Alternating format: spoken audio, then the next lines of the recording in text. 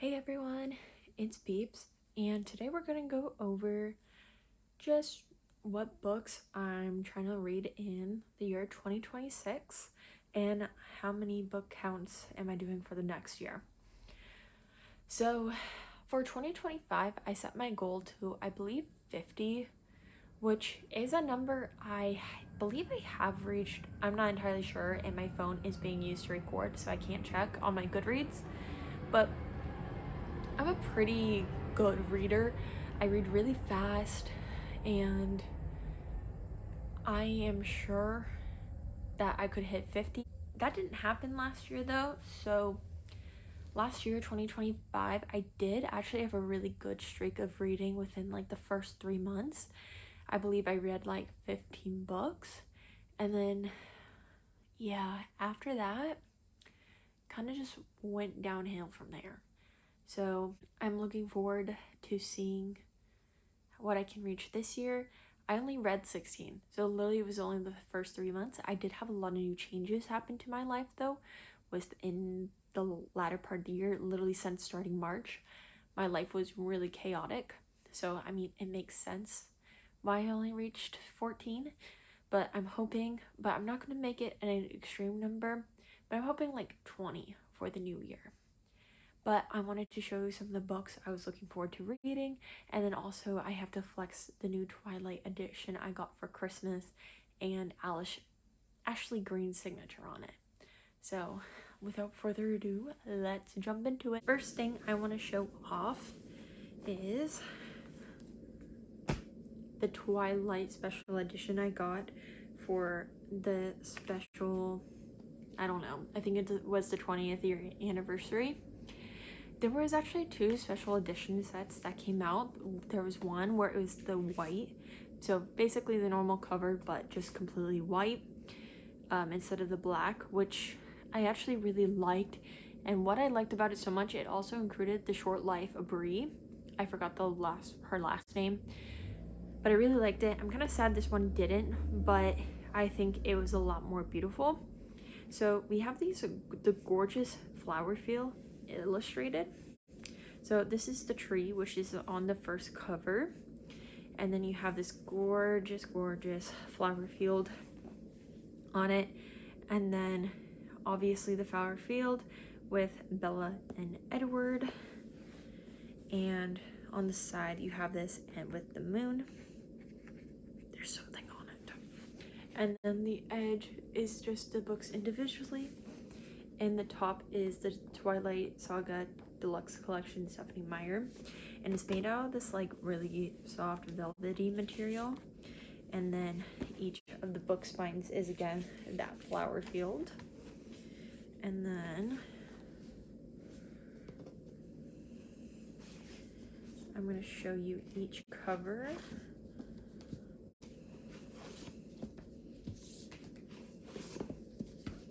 And we're going to go backwards because I felt like it. So each cover, so this one is of the flower field, and it's in color, and it has a little flower, and this one's Midnight Sun, as you can see on the back. And then it has the quote of, like, instead of a summary on the back. And it opens up, and it has the summary of it. The book does have a star black sprayed edge, and I'm not typically a sprayed edge person, but I think this was done really well and tastefully. And then there's no nothing on the front, just this, and all the end pages are green. And then this is Breaking Dawn. It is of the house with 2 pine trees, and then the forest with the cavern. Again, Eclipse is of Mount Olympia. I think this is so gorgeous. I really love it, and I love the theme of the stars in all of them. Oh, most important, but that was a signature I got from Ashley Green. So it says, "Beeps with all my love, Ashley Green, Alice." I did Eclipse instead of Twilight because I felt Eclipse was more Alice's book rather than the own. This is my favorite book cover out of all of them. It's La Push, and it's just gorgeous. I've been to La Push in real life, and it's just so pretty there. I truly love it. And then this is Twilight, and of course we have that apple of Adam and Eve representation. So with this, I also brought all my books from my parents' house, because when I moved down to where I live now, I didn't bring them just because I lived in like a college apartment, and like we all know, college apartment, although I gathered a lot of books in that college apartment, and that's what I have currently. I just haven't brought the rest, so I finally brought the rest, so I have to redesign my bookshelf, so that's gonna be fun. So maybe I do a bookshelf tour later. But okay, now we're gonna go into what I'm going to read in this new year. I also got, this is my only 2 book collections. Like, don't think, I typically don't buy book collections with the box. I just don't like the fact that like the series continues on after the box, but I am confident both of these series are pretty much over, or in a way that like this is still like the complete set, and there's like not going to be another one needed to be included. So I felt confident in getting both of those, but I was specifically waiting until Sunrise of the Reaping was out before I bought a set, because I knew Songs of the Ballads came out and there was a lot of sets with that, but there was no like edition of the book with here, and I hate when my books don't match and it's part of the series. Like, it drives me crazy. So we have all of the books: The Hunger Games, Catching Fires, Mockingjay, The Ballad of Songbirds and Snakes, and The Sunrise of the Reaping. The box is just all themed around Sunrise of the Reaping and all that's logos, and I'll show you the first one as an example, and I already kind of messed it up. Way to go. It is just a normal cover, no sprayed edges, just a normal hardback, which I really like. I like the original covers. There was that like really kind of bright ones, but they didn't have the Sunrise of the Reaping, so I didn't want to buy it. But now that I'm employed, I can't do this so much as I could when I was like not employed. But I've never read the Hunger Games series. I know, very terrible, and I've always been wanting to, and I think this is my chance, baby. I bought the books. Well, I actually didn't buy them. It was a birthday gift when they were on super sale. I think the box set is like $125, and I found it for like $85. And I sent it to my mom, and she's like, "I'm buying that for your birthday. There, you're done." I'm like, yay! But I've never actually read them. I read the first one about like 5 times, but like when it came out, I feel like I don't remember when they came out, but I think I was like 8 or 10, and while I was still a pretty big reader at that time, I feel like I was just a little too young for this. And now that I'm older, I think I can appreciate them a lot more, and I love the movies. I actually still haven't seen The Ballad of the Snakes and Songbirds or Sunrise of the Reaping, because I was specifically waiting until I finished reading the books and before I watched it. But I grew up watching The Hunger Games, Catching Fire, and Mockingjay, so I'm sure I'm gonna love this. And I know my sister has read them, and she's not a big reader, and she loved them, and she says it does deal with like a lot of the heavy topics that they kind of gloss over due to just time, I would say, in the movies. So I'm really excited to read them. I might just do like a reading vlog video of like me reading all of these. I don't know. That would be a long video and I would edit forever, but I guess say well.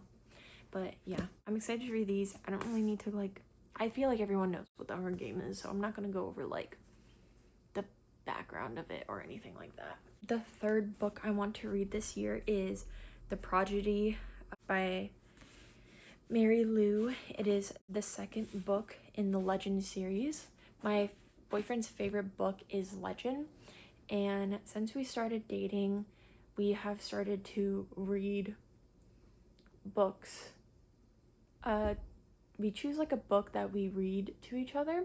So our first book that we were reading to each other was Legend, and then we did Moon Called, because it's his favorite book, and then we did Moon Called by Patricia Briggs, because it is my favorite book.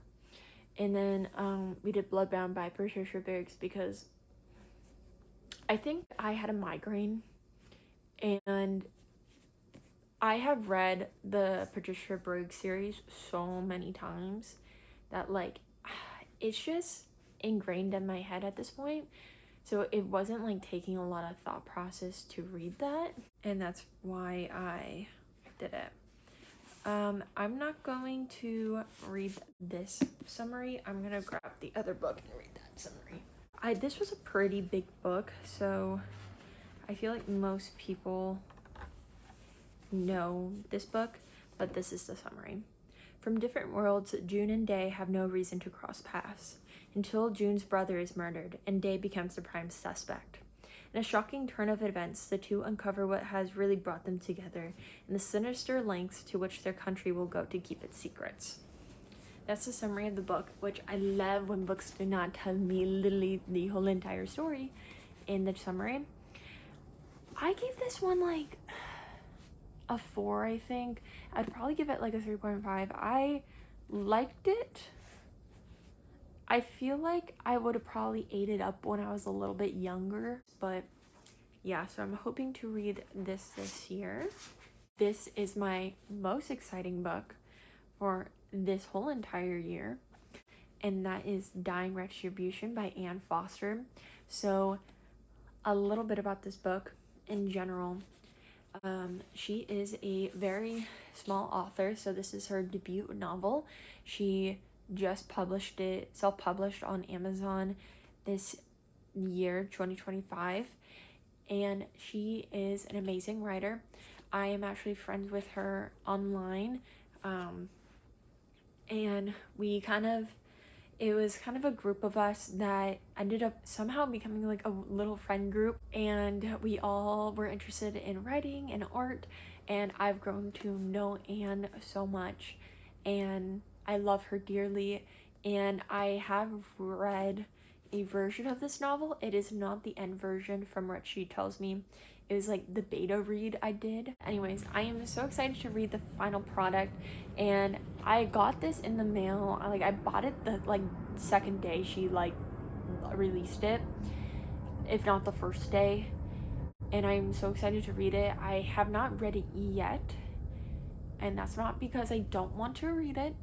I'm very much a mood reader, and this is a thriller, and I'm gonna read the back to you so you can get into it. But I wanted to make sure I was in the best headspace for a thriller, and when I get back into reading after being in a reading slump, I typically read something is my comfort read. So that's why I picked up Twilight, and I did that read first. Because it's either between Twilight or Mooncall I reread to get, or Iron Widow is what I read to get back into reading. I was doing those first because I just know that will get me really back into it. But I'm so excited to read this, and I'm definitely gonna be doing a book review on it on my channel, so keep out for that. But I'll go ahead and read the back. Someone's gonna die. Spencer just doesn't know who. The incident changed everything. When Spencer was 14, the once hopeful, naive child came home to a bloodbath. No one would tell him what happened that night, other than the attacker died in a failed attempt at killing his parents. He never told anyone that weeks after that incident, the dead man and his family started following him, and with them came visions of his loved ones dying, especially his mom, who started acting differently. Angry, erratic, as if someone was controlling her. Until one day, Spencer found her room covered in blood. He was too late to save her. Now, 10 years later, the family is back with more visions of the people dying. Armed with nothing more than the ghost's cryptic messages, Spencer's the only one who can stop more bodies from falling. This time, he has to fix this. So, I'm really good, and I think to take a look at her account, she has a song that is linked to every one of the chapters. So she made a whole playlist that links every song to each chapter. I do not know if she publicized that.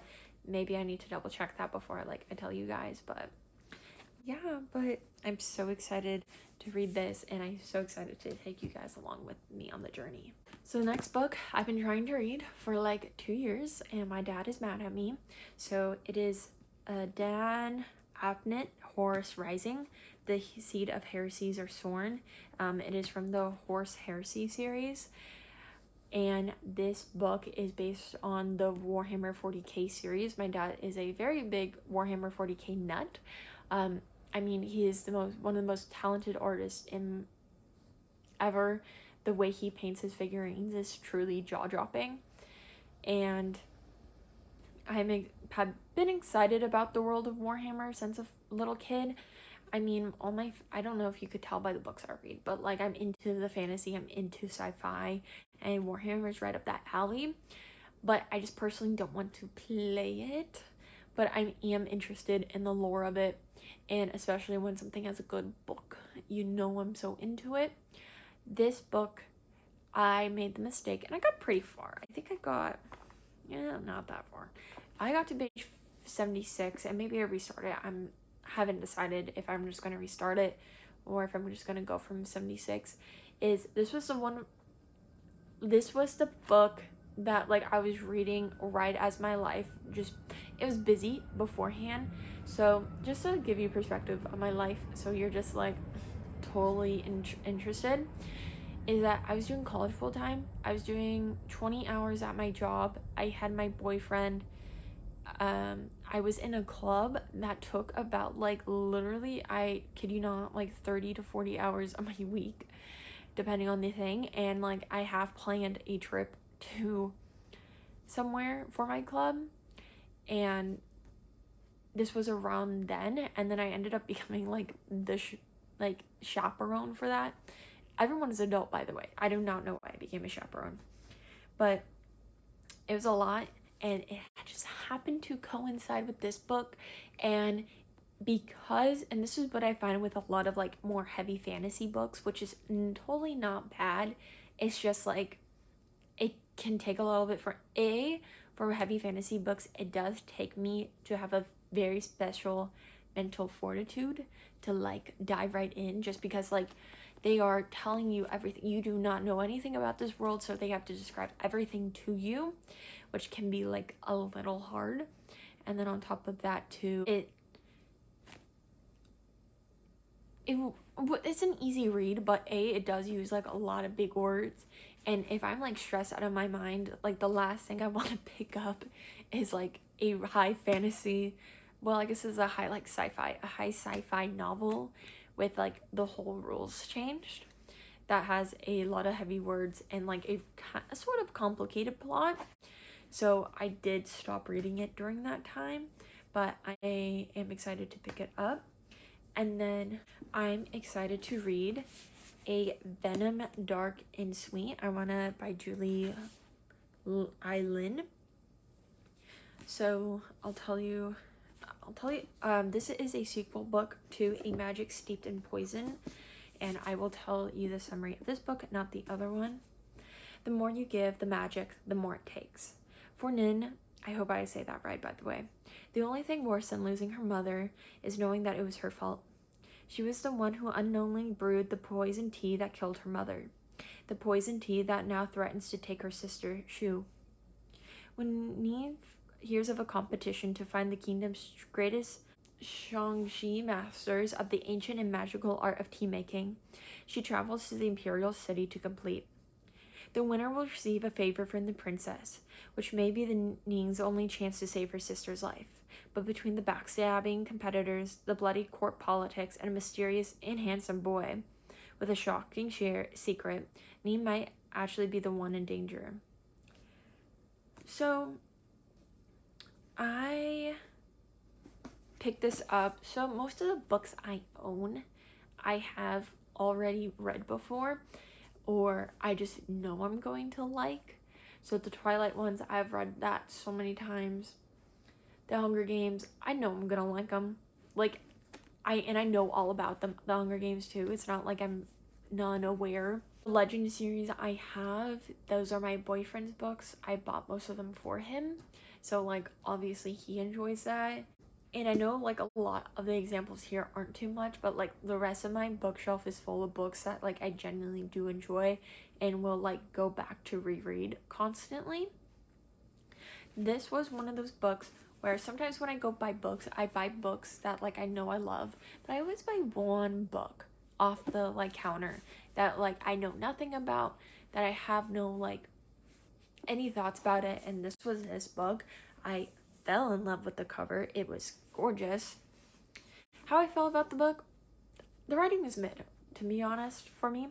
It was about like a 3 out of 5. I really like the plot. I like how more books are venturing off into like different cultures than just like, oh, it's like staged in Europe or in America. I like that we're going into like China and we're going into all these different cultures, or Japan or Korean.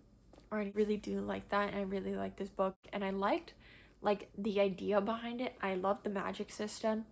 Just our main character just felt very static. Like she didn't feel like she had a personality, where everyone around her kind of did. It was kind of in the same way as like Harry Potter like was, where I feel like he doesn't have too much of a personality, but everyone around him does. So you're getting that. But yeah, I wasn't the biggest fan of it, but like I did obviously like it enough to pick up the second book. Is it partly because of the cover is also gorgeous? Yeah, that helps. But it did leave on a cliffhanger that like I am interested to see where they're going with. So I didn't buy the second one. If a third comes out,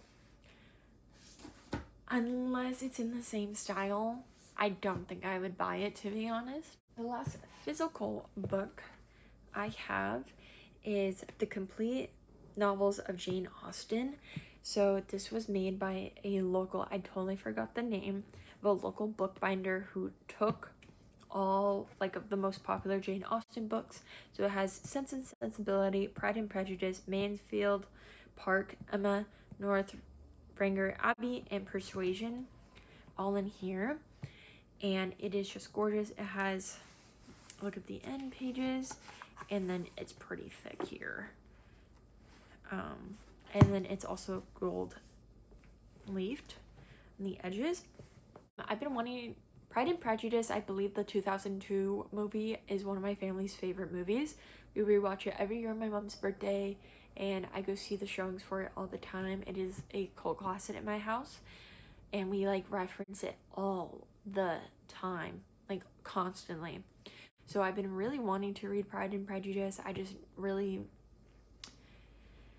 I know I need to be in the headspace for it, and it might be one of those things that I don't read in one sitting, and that like I read a chapter and then I come back to it, I read a chapter and I come back to it. I don't know if I would put this on the channel, me reading it, or if I would just read it for myself personally, but I am excited to read this, and I am hoping to read it in the new year, because I think I've had it for about a year and a half now and I haven't read it. So I'm excited to read the Jane Austen book. But so the other book I want to read, and I actually bought this, it just hasn't came in the mail yet, is deleting the photo because I zoomed in. That's kind of mean of you. Kind of literally mean. This is the cover, the Will and Minnie. It's a first season book in a series called the Hierarchy book, and I've been wanting to read it. Lexi, aka Newly Nova, did a review on it, and she's like, if there is one book I can recommend, I want you to read this book. And I have actually really liked the plot of what she described, so I've been wanting to read it. So I'm gonna read you the summary. The Catian Republic, the hierarchy, may rule the world now, but they do not know everything. I tell him my name is Vis Temless. I tell him I was orphaned after a tragic accident 3 years ago, and that my good fortune alone has led to my acceptance into the most prestigious school. I tell them that once I graduate, I will gladly join the rest of civilized society in allowing my strength, my drive, and my focus, what they called will, to be leached away and added to the power of those above me, as millions already do.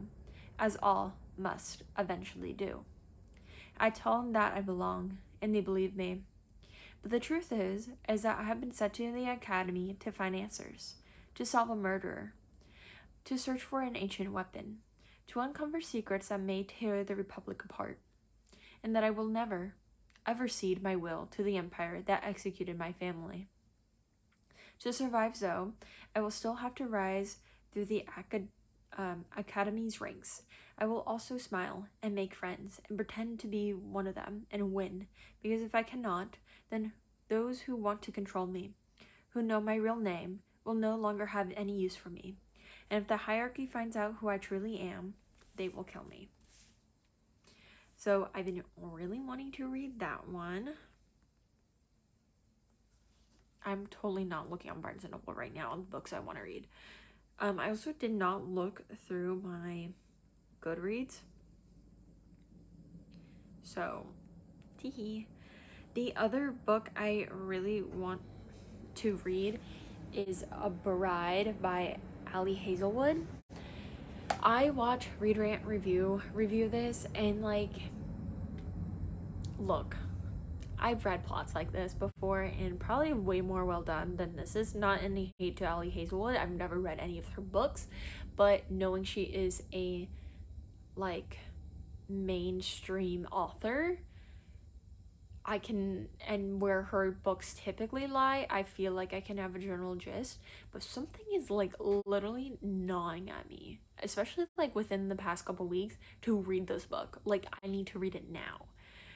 And I literally put the whole for the library, and I'm like 47 on 7 copies. And I'm like, do I just buy it? No, I shouldn't. But I'm debating because I'm going crazy at this point. So I believe those are the only books I have on my TBR right now of like things I want to read. I don't want to give like a list of like 50 because it's not reasonable. And again, this is like a wish list, so I'm not going to hit all of them most likely, and it's not going to be perfect, but I just want to hope I reach most of these, and I hope I get to read a bunch more books. I do need to go through 2 and see like what series I was like mid in the reading of that have like finally added more and like I should catch up to. And yeah, I hope you enjoyed. I had to do this. If you're wondering where the part 2 of the Twilight series is, please, the drawing is recording and the audio is recording, but unfortunately I don't oopsies, but like I just didn't have the time to finish editing it, and then I was like kind of trying to gaslight myself that like I could almost be done, except it's like a 2-hour video, and like I was nowhere near. So I was just like, you know what, we're gonna film this real quick, do it like a cute little edit, nothing too great, and we're gonna post this, and then I should have that one done, and then the other one I was also editing done. But yeah, thank you for watching. I hope you had a fantastic time. It's a different setup. You can see my body a little bit. I was trying to do it on my table, not desk table. It's literally a dining table that I've been recording and drawing on, just because I am in a 1-bedroom apartment, so there's not too much space. But yeah, I hope you enjoyed. I hope you like and describe. Tell me what books you're looking forward to reading in the new year, or if any of the books I want to read have swayed you in any way. Let me know if there's books that I should be reading that I need to be adding on to my Goodreads. I would love to hear from you. But yeah, I hope you have a wonderful day or night or whatever time it is for you. Love you. Bye.